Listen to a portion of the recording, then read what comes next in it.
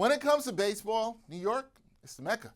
No city has shaped the game quite like this one. From the Bronx to Brooklyn to Flushing, this is the big stage. This is where legends are born. But out of a century of icons, who are the four faces that stand above the rest? We're talking Yankees, Mets, and Dodgers. The best to ever do it in this city. John Heyman and Joel Sherman, they've got the answers. One of the things we were asked to do was New York baseball. And I wonder why. Why don't you just go through your Mount Postmore, who your four are? If you'd like to give a comment along the way. I mean, some of this is so blatantly obvious, probably, but go ahead. Give me your four, then I'll give you my four. Okay, for New York baseball, I picked Ruth, Mantle, DiMaggio, and Seaver. I think it's pretty obvious. Ruth, the greatest player of all time. Mantle, the greatest player I ever saw. Of course, I did see him at the end. DiMaggio, I mean, come on. He's in the song, Joe DiMaggio, where have you gone? Yeah. And I picked Seaver. I wanted to include somebody that other people who are under 60 years old actually saw play. I had Jackie Robinson in the all New York sports. I looked at him as a little more global, but certainly a worthy candidate for New York baseball, as I mean, might be the most important sportsman of the century, of any century. And I felt bad leaving Gehrig out also, but we only had four, right? That's what the Mount Rushmore is for. You can't make it six. So those are my four. Yeah, John, look, we're very similar. I had Robinson and not Mantle. I don't know if this was a worthwhile thing for me to do. I actually went and read about the history of Mount Rushmore. Because we weren't given exact, because I asked, like, are we doing the best baseball players who ever played in New York, the most meaningful players who've ever played in New York, etc. Without they said leave it to your imagination. So I said, well, I'm going to leave it to the sculptor of Mount Rushmore's imagination, and he was looking for what best represented American history, like in the four presidents he chose. And so I kind of went like what was representative, and I just think, John, I think if we were writing a history of baseball and each chapter was about a person in order, the top three guys for me have always been, it would be Ruth, Jackie Robinson, and Marvin Miller. I think Marvin Miller's third, and you could argue who's first. Ruther, who's kind of saved baseball, Robinson, who's an American hero for what he did. So it would have been hard for me to, like, if I was doing it by my way, to leave Robinson out, which is like what represents baseball, New York and otherwise. So kind of Ruth and Robinson just kind of do it. And I think DiMaggio would be in like that top 5 or 6. And I think you mentioned part of it. It's not just that he was a great player, but whether he named himself the greatest living player or not, you and I spent a good deal of our lives hearing he was the greatest living player. He was in the Simon and Garfunkel Mrs. Robinson song. He was Mr. Coffee. Like when we were growing up, like he represents something beyond baseball. He was married to Marilyn Monroe. He just feels like an icon. And like we can maybe argue who was the better baseball player, DiMaggio, Gehrig, Mantle, etc. And then Seaver, John, you mentioned Mantle as the best New York player of your lifetime. I think I'm a drop younger than you. I never saw Mantle play, but I did see Seaver's whole career. And I think Seaver's the best New York player I've ever seen. Was it Jeter, him? I think Seaver's one of the 5 greatest pitchers of all time. He did most of that heavy lifting, changing the perception of the Mets, winning a bunch of Cy Young. So ultimately, that's how I got to my 4. Now, go ahead. We're good at beating each other up. Go ahead. I'm not going to beat you up. The Seaver is the franchise, right? I mean, you are old enough to have seen Seaver. He was amazing. He was the best pitcher in baseball of that era of a team that didn't hit much. The best player on the miracle, amazing Mets in 1969. So I like him in there. I will put in a word for Mantle because I don't know. Some reason he gets short shrift in the Mays Aaron and Mantle debate, or Snyder, throw him in there as well. Look at the stats. OPS plus Mantle 172, Mays and Aaron are, not that it's 156 is bad. 156 is all-time great, and they are all-time great. 156. I mean, he's 10% better offensively. Look at the OPSs. over a 9 or 10 year period, he led the league 8 times, and the one time he didn't lead the league, he had 1100 OPS. Mantle. I know we talk a lot about the fact that he drank some, and yeah, again, my favorite. So he drank a little bit, had a little bit of a little dip here and there. But look at the stats. The guy, to me, is amazing, and he defined an era. So that's why I included him. But you can't argue with certainly Gehrig. I mean, obviously the way the career ended, everybody knows about that. But I mean, what a fantastic career he had. So I felt bad leaving him out. And certainly I put Jackie Robinson in the All New York Sports. I felt he had to be in there somewhere on something.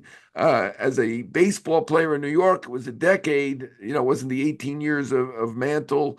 And Seaver, I liked Seaver for being recent. I don't know if that's we interpret it the way we want to interpret it, right? But Yeah. I don't have no argument with anything that you put in there. I mean, you didn't include Tim Tuffle, so I mean, any of these are good, right? Or Tim Tuffle. I don't know why John, I got to I feel say bad. that I like Tim Tuffle. So the three who were sitting just outside my door, because it's 4 and not 5 or 6 or 7. I mean, Mantle was next for me, in that Gehrig and Jeter, because again, I was thinking of something bigger than just greatness. And to me, like my father speaks of Mantle, like a whole generation speaks of Mantle, like as the reason to be a Yankee fan, the reason to go to the ballpark. I carried his baseball card around with me, like that kind of thing. Like he rose above the game. Besides being, to your point, you gave his career. He's one of the greatest players ever. To me, Gehrig also, pride of the Yankees. Unfortunately, how he passes away makes him historic. The disease is named for him, ALS. And Jeter, John, we're still carrying the game. We have a whole bunch of players out there wearing number 2 because besides winning 5 championships and accumulating over 3,400 hits and everything, Derek Jeter represented something that other people wanted to emulate the way that other people wanted to emulate DiMaggio and Mantle. So I actually think we're kind of like blessed in this that I won't do the Tim Tuffle of baseball teams. It might be tough to come up with 4 in some places. Like here, this is 7. I haven't mentioned Mariano Rivera and a bunch of other people who would certainly fall into this greatness category. So for me, it was like in some way defining the 4 is to tell you who I left out, because I think like I'm trying to figure out how to extend Mount Postmore. Right. Yeah, in baseball, it's a baseball town. So, I mean, I had only baseball in the New York sports. I mean, some people might have put in Lawrence Taylor or something else, but I mean, I could have put in 7 or 8 baseball guys. I'm glad you mentioned Jeter as just outside. I mean, he certainly defined those great Yankee teams, and it was a dynasty. And I don't think anybody wanted to win more than him. And a terrific player. And I think he gets unfairly criticized for the defense. I mean, he just wasn't great going to his left. He was great going to his right, great coming in, great going back, great on the pop-up. So, I mean, you had to be there. But in terms of Mantle, look at the stats. You don't have to be there. I'm glad you mentioned the baseball card. I mean, the guy's mythical. I mean, look at the baseball cards. Word, John. That's a great word. There's a reason, and it's not, and just because I said Mantle was a better offensive player than Mays and Aaron, there's a reason that his baseball cards are worth multiple times what the cards of Mays and Aaron are worth. He is, mythical guy. I mean, it's not a knock on Mays and Aaron. They are 2 of the all-time greatest players. And they certainly lasted longer for obvious reason. They took care of themselves better. And maybe they had better careers. Maybe they had better wars. I know Mays certainly did because they went back and looked at the fielding. But, Mantle for me, and again, I only caught the tail end a couple of years, but, he defined an era, and it was a long one, 18 years. That's pretty good for a guy who, took a sip every now and then.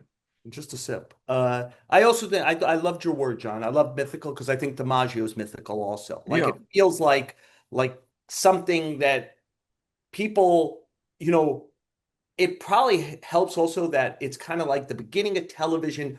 It was word of mouth in a lot of ways that was like, oh, you got to see Mantle run. You got to see DiMaggio, like he never like looks like he's playing, like he's so smooth. And it was all like folklore. Like we're exchanging like information. Certainly that's true about Ruth also. To a large extent, we haven't really talked about Ruth, who probably is the greatest player of all time. Maybe we're going to say that about Shohei Ohtani at some point, who kind of is going to replace the pitcher hitter, kind of like what we believe is possible in a player. But I mean, again, I think in general, John, we're blessed. I mean, you mentioned Mays. I did have him on a longer list because he began his career in New York. And, like, I do think of like him playing stickball in Harlem is very iconic for our Right, town. You know, right. it just wasn't long enough. In Right, and he New came York. back to be a man at the Yeah. end, but certainly, he was in with the Giants not quite a decade, but a fairly length period. Won an MVP, won a World Championship. Certainly, I'm glad that you mentioned him. I mean, certainly worthy of mention. He is an all-time great. He also is mythical, although probably not the degree of Mantle. And for the people who follow him in New York, not.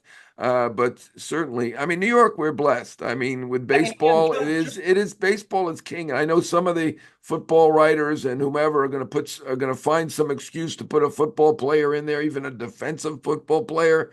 There really is no reason. Those people are completely wrong. It should be all baseball players. Really. I yeah, mean, John, some of these lists, I mean, look at the all-time Nets guys that have made the list. I mean, I didn't even remember one guy was on the Nets. I'm not that I'm a basketball fan like you, but I don't know if you saw the list. It was a yeah. Brook Lopez. I mean, look, we're leaving out Willie Mays here. You know, Well, we're Brook leaving out. Lopez is on the list of the all-time great Nets players. I mean, did I miss something? Did he do Yeah, something a great little as a bit. You missed Net? a couple of years there, but it certainly doesn't fall into these guys. John, we did this. I mean, you're talking about, I think the word is iconic for the guy I'm about to say more than mythic. I mean, we haven't even mentioned Yogi Berra. Did he win 10 championships here? He's one of the Three greatest. MVPs, Three three MVP, MVPs, right? managed both teams, right? I believe to World Series, right? He got to the World Series with both Yeah, teams as a manager. Like he rep again, like he's famous beyond just that he was the right, Yoo-hoo guy when you and I were growing up, right? Like he's on that. His right, his malapropisms are kind of like famous. Like there's books written about the things Yogi Berra says. It's like the Tao of Yogi. Is this genius or was he just like a guy who was rambling through the language? And I kind of like Yogi Berra's like eighth, ninth, tenth. I mean, it's Yogi Berra. He was arguably right, after Johnny Bench, maybe the greatest catcher ever. And right. No, I think he's a genius, and I love the fact that when Steinbrenner fired him, 14 or 16 yeah, games in, that he didn't talk to him for a decade. So I give him extra credit for that. Did he? I'm not sure he made the World Series with the Mets as a manager, but 73 was he the manager? uh, was he the man? You're right. I think he was the manager in You're 73. right. You're Bill Hyatt right. had You're passed right. away in You're like right. He 70 or did make he 71. did. You're right. He did make the World Series. Good for you. You have a good memory. Right. You may have missed Mantle, but you were sharp once you hit the 1970. Yeah. I mean, Yogi Berra. We didn't even mention him. I'm glad you brought him up. I mean, what a career, right? John, we could go to like as a way to wrap this up, and because maybe if we do this 10 more years from now, like we'll be talking about greatness and iconic, like with Judge. And now he probably has to win some championships. But it's just when I tried to do a discipline last year and I wrote about it, and I tried again this year, like where does Judge just fall in Yankee history? And I mean, you write down 30 names. And then, like, even in the 30, it ends up like, well, I didn't include like Willie Randolph or Craig Nettles or Paul O'Neill or like we're blessed in this town. There used to be three teams. They played in the World Series all the time. After, after the Dodgers and Giants go west, the Mets come. They're even when they're terrible, they're iconic. The 62 Mets are an iconic team. Their 69 championship is one of probably the five most memorable championships in the history. The 86, they've only won two. They're unbelievable championships, the 69 Yeah. and 86 years. The Yankees have won the most, 27. This is, to your point, we live in a baseball town, and this discipline was simply tough to do because we had more than a century of not only great players, but players who were like Mount Rushmore guys, like where you just didn't say, oh, it was Mike Trout. He was a great player on the field. You're like, they represented stuff well beyond the game, and they resonate. Some of these guys haven't played in a half century or more, and they resonate today still, Right. in the internet age. So John, just as a, I'll throw that out there. Please kind of give if you have a last Right. thought on this before we wrap it up.